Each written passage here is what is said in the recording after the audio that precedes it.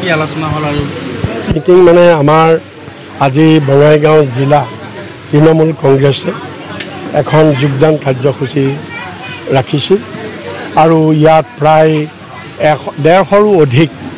মানুহে যোগদান কৰিছে তৃণমূল কংগ্ৰেছত আৰু আমাৰ লোকসভা নিৰ্বাচনৰ পিছত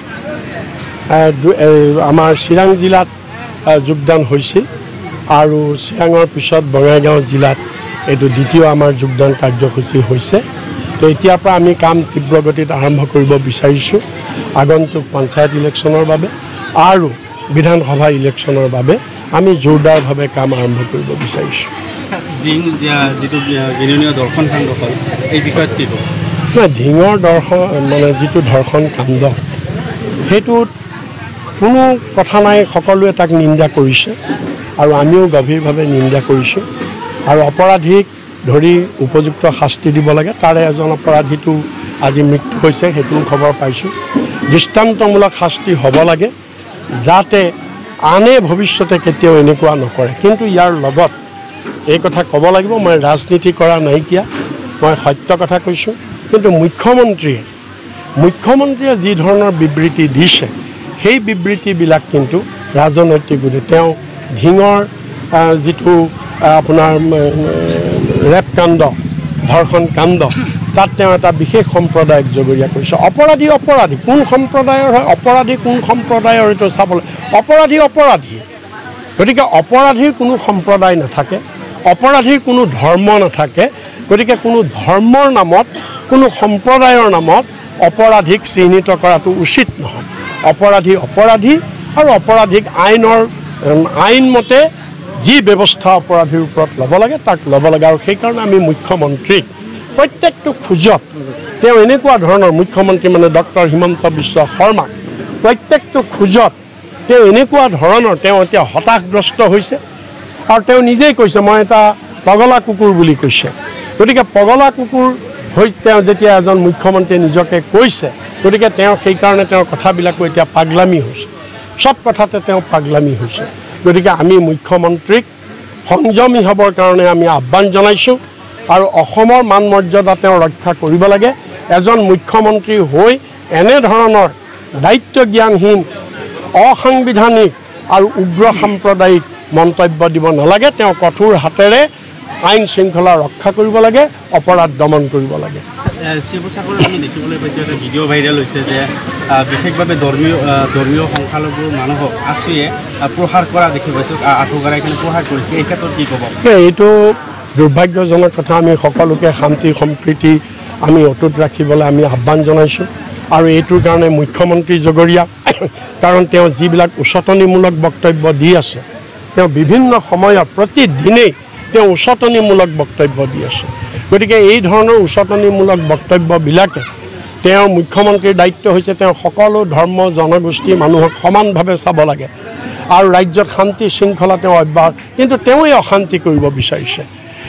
তেওঁ আচলতে তেওঁ সম্পূৰ্ণৰূপে ব্যৰ্থ হৈছে আৰু এই ব্যৰ্থতাটো ঢাকিবৰ কাৰণে মানুহৰ আকৰ্ষণ অন্য পিনে নিবৰ কাৰণে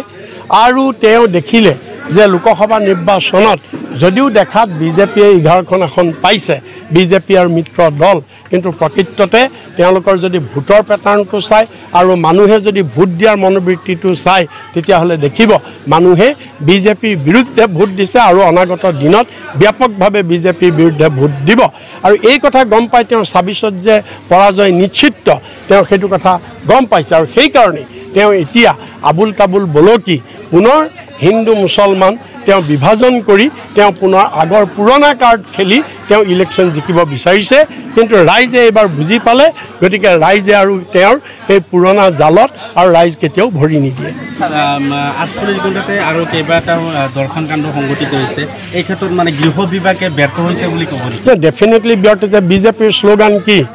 বেটি বচাও বেটি পঢ়াও তোমালোকৰ শ্লোগান আছিলে সেইটো কিন্তু আজি ধৰ্ষণ কেনেকৈ হ'বলৈ পাইছে যি বিজেপিয়ে ধৰ্ষণকাৰীক শাস্তি দিব লাগে কিন্তু বিজেপিয়ে কি কৰিছে বিলকি বানুছৰ যি 11জন ধৰ্ষণকাৰী জেলত আছিল জেলৰ পৰা ওলাই অহাৰ পিছত তেওঁলোকক গামোচা দি তেওঁলোকে ফুলৰ মালা দি সম্বৰ্ধনা কৰিছে সেইটো বিজেপি উত্তৰ প্ৰদেশৰ উনাওত উত্তৰ প্ৰদেশৰ হথৰাছত যি ধৰ্ষণ হৈছিলে সেই ধৰ্ষণত বিজেপিয়ে তেওঁলোকক কোনো ধৰণৰ শাস্তি দিয়া নাই। আজি আমাৰ ৰেছলাৰবিলাক মল্লযুঁজাৰুসকলৰ মহিলাসকলক যি বিজেপিৰ এজন MPয়ে যি ধৰণে যৌন শোষণ কৰিছিল তাৰ ওপৰত কোনো ব্যৱস্থা নহ'ল। আৰু অসমতো যদি আপোনালোকে চায় যে আজি কেইবাজনো বিজেপি নেতা এই ধৰ্ষণ কাৰ্যত জড়িত আছিলে, যেনেকৈ জোনমণি নাথৰ বেলিকা আপোনালোকে জানে, আৰু এগৰাকী ছোৱালী মই নামটো পাহৰিছোঁ,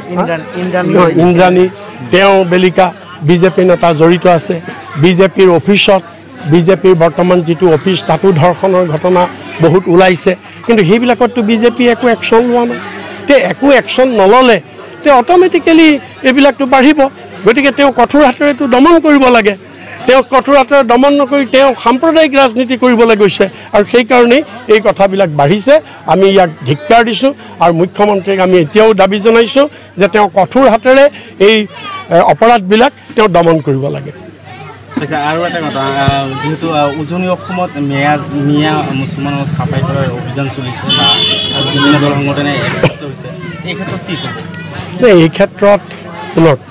যে আইন শৃংখলা ৰক্ষা কৰাটো চৰকাৰৰ প্ৰথম কৰ্তব্য, আৰু আমাৰ দেশখন ধৰ্ম নিৰপেক্ষ দেশ।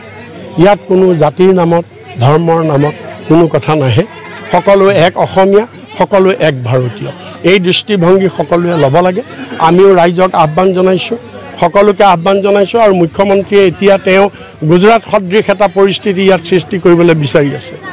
যিটো গুজৰাটত নৰেন্দ্ৰ মোদী মুখ্যমন্ত্ৰী থাকোঁতে কৰিছিলে, সেইটো কৰি তেওঁ গুজৰাটত নিৰ্বাচন জিকিছিল। তেনেকুৱা এটা পৰিৱেশ হিমন্ত বিশ্বই কৰিব বিচাৰিছে। আমি অসমৰ ৰাইজক ইয়াৰ বাবে সজাগ থাকিবলৈ আমি আহ্বান জনাইছোঁ।